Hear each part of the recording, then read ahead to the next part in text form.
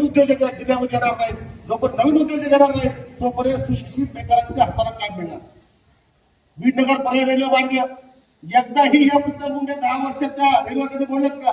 पुस्तक कामगारच्या प्रश्न कधी लोकसभेत बोलल्यात का? युट्यूबचं चॅनल उघडून बघा, एकही भाषण त्या आमच्या भगिनीचं नाही. 2019ला निवडणुकीच्या प्रचारादरम्यान पुस्तक म्हणाले होते आमच्या भगिनी की 2024च्या उमेदवारी अर्ज भरण्यासाठी मी रेल्वेत बसून बीडला येणार. ही फक्त वर्गाला राहिली. जुन्या रेल्वे तिकडे नगरच्या पलीकडची 261 किलोमीटर पैकी फक्त 61 किलोमीटरचं काम पूर्ण झालंय.